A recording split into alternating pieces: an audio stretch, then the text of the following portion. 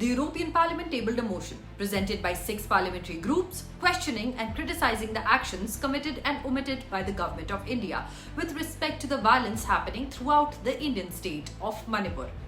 Let's listen to what they have to say. Although dramatic violence in India, in Manipur, began because of land ownership, it seems that very quickly it also became religiously conditioned violence. Over 250 churches were attacked, numerous cemeteries and parish houses. I quote, "Whereas violence in India's Manipur state has erupted along ethnic and religious lines between the mainly Hindu Meitei community and the Christian Kuki tribe, leading to a cycle of violence with over 100 people killed, over 40,000 displaced, and the destruction of property and places of worship. Whereas Manipur has previously faced secessionist insurgencies in which serious human rights abuses were committed. Whereas in the latest round of violence, human rights groups have accused the Bharatiya Janata Party or BJP-led government in Manipur and nationally of implementing divisive ethno-nationalistic policies which oppress in particular religious minorities."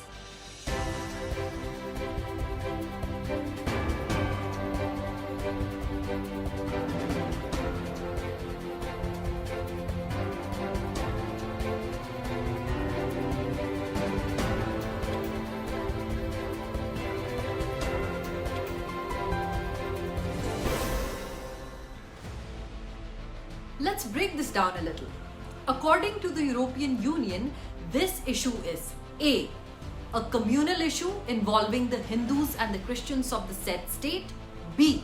The acknowledgement of the fact that there have been issues continuing from the past which have no communal color and also involved human right violations. C. It was the current regime's intended purpose that things turn out this way. There is a question we need to ask though.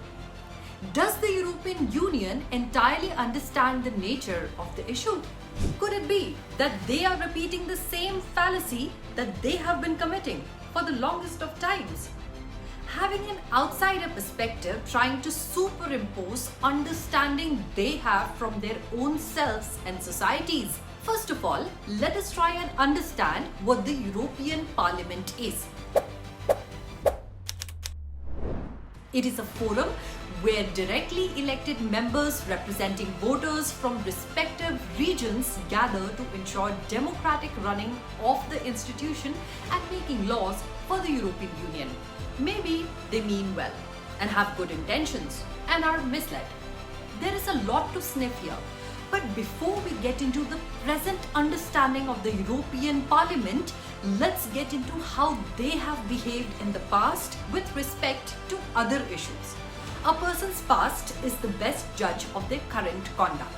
The incident that could be better called the Greek tragedy, wherein more than 80 bodies were recovered from shipwrecks along the Greek coast. The ships sailed off from the coast of Libya, intending to reach the Italian shores as the desperate and befuddled fishermen populating the ships were crammed in and the hope of finding a safe haven as their own country had come to naught due to the West's intervention. The European Union has indeed called for an investigation of the matter, but it seems a little questionable as we look deeply at the European Union-Turkey refugee deal, which according to many exposes the true intentions of the European Parliament.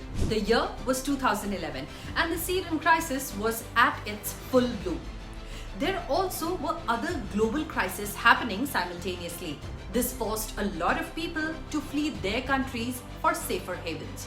Fast forward to 2015, 1 million plus asylum seekers and migrants from countries like Syria, Afghanistan, Iraq and others farther afield such as Pakistan and Nigeria arrived in the European Union.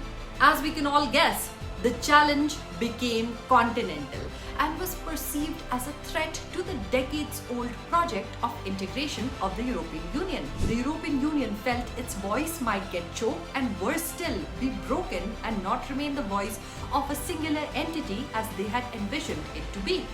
And then one day, a deal was struck with Turkey, which had long been wanting to become a member of the European Union, despite its continuous reluctance to take them in. In March 2016, the European Union-Turkey refugee deal was struck between the Union and Turkey. All the stranded migrants were to be transferred to Turkey, which was to take them in. The migrants trying to get into Greece were also to be sent to Turkey. Europe was to take in the migrants on a one-on-one basis, while at the same time reducing the visas given to Turkic citizens. Ankara was to also take steps to close off routes leading to the European Union that were being used by the refugees. So the European Union washed its hands off of the moral responsibility it had and rather made a bargain with Turkey, which they had no option outing out of. This issue made the European Union a little shamefaced at the time, as they were harshly criticized by people from their own region and also from the outside world for their lack of humanitarian concern and falling too short from what the West preaches. And guess what? The European Union was nonchalantly bringing in a motion against the CAA law brought in India, which was ironically trying to save people persecuted by India's neighbors. One might say that they need to practice what they preach instead of trying to barricade well-meaning humanitarian efforts by other nations. The doublespeak boggles one's mind. The European Union's failure at curbing the deforestation of Amazon forests, also called the carbon sink, as Brazil openly flouted its commitments under the climate change agreement, has also not earned a lot of good reputation to the European Union and has in fact been quite a thorn in their crown of self-righteous world domination. It is not new that the European Union has been an intervener in many cases where it cited democratic backsliding or something to that order. It has always been the white man's burden for at least the past few centuries to protect the innocent and naive people of the world from harming themselves. A similar situation happened in Bulgaria, where the fundamentals of democracy receded and the oligarchic elite of the nation was able to bend the will of the nation to its own benefit. And how did they get to do it? Bulgarian citizens claimed that it was the mismanagement of European Union's funds that helped the elites do that to their nation. Acts of desecration of religious symbols have increased rampantly throughout Europe.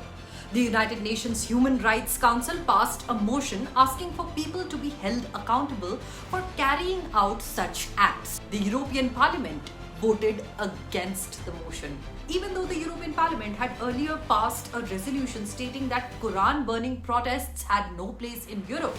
And that is not all. They also said it was up to individual countries to decide if and what action they would want to take. The resolution effectively meant nothing. The chair of coordinator in the European Union against Islamophobia was empty for 18 months before being filled. This does make one doubt about their convictions. We can say that they have not been walking the talk completely, even though the talk is smooth and pretty. Moving on. The infamous killing of a teen in Paris, which led to flagrant riots throughout France, has been the talk of the town. The European Parliament refused to pass a resolution as it refrained from commenting on purely national issues. What was surprising was that the issue had been brought forth to the European Parliament by the French delegation itself. They called it a law and order matter and desisted affirmatively. In the words of the European Parliament's commissioner, I am very surprised because upholding a public order is not part of the EU's prerogatives. It does make one think.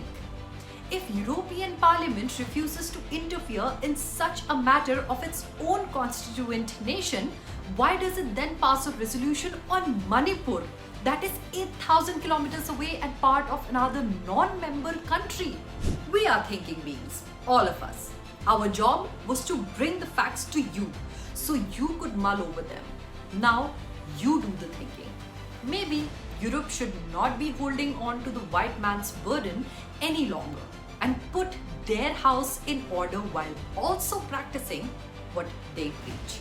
Do let us know your thoughts in the comments below. I will see you next week with yet another brand new episode of The Bottom Line. Until next time, this is Richa Devedi signing off. Dhanavad and Namaste.